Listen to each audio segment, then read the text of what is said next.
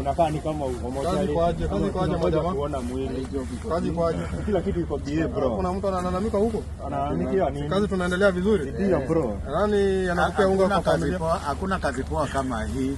Serikali ya Kenya inasema imemfungulia mashtaka mwanaume mmoja anayetuhumiwa kuongoza mtandao uliowasafirisha zaidi ya Wakenya 1000 kwenda kujiunga na jeshi la Urusi ili kupigana vita nchini Ukraine. Festus Omwamba amekamatwa kwa tuhuma za kujihusisha na biashara haramu ya binadamu katika mji wa Moyale kaskazini mwa Kenya karibu na mpaka na Ethiopia. Msemaji wa polisi ya Kenya Michael Muchiri amesema Omwamba ambaye alitambuliwa na wahanga watatu alikamatwa wakati akijaribu kukimbia baada ya kurejea kutoka Urusi. Wiki iliyopita serikali ya Kenya ilisema kuwa zaidi ya raia wake 1000 waliajiriwa na Urusi kupigana vita nchini Ukraine.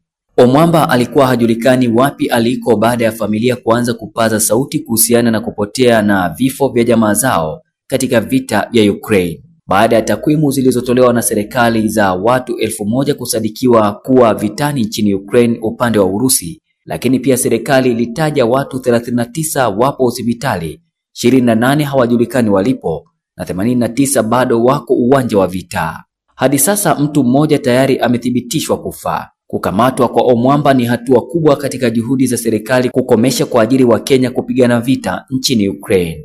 Waajiriwa wote walisema Omwamba alisimamia maombi yao ya visa ya watalii na ununuzi wa tiketi, na wiki mbili baada ya mawasiliano ya kwanza walipokea visa na kusafiri hadi nchini Urusi. Ripoti ya kijasusi iliyowasilishwa kwa bunge la Kenya na kiongozi wa walio wengi Kimani Ichung'wah ilisema maafisa wa serikali ya Kenya na Urusi walishirikiana na mashirika ya kuajiri wafanyakazi wa korofi ili kuwavutia Wakenya kwenye mstari wa mbele. Hata hivyo, ubalozi wa Urusi jijini Nairobi ulikana madai hayo, ukisema katika taarifa Alhamisi iliyopita kwamba haujawahi kutoa visa kwa mtu yeyote anayekusudia kusafiri kwenda Urusi kupigana vita nchini Ukraine. Iliongeza kwamba shirikisho la Urusi haliwazuii raia wa nchi za kigeni kujiandikisha kwa hiari katika jeshi.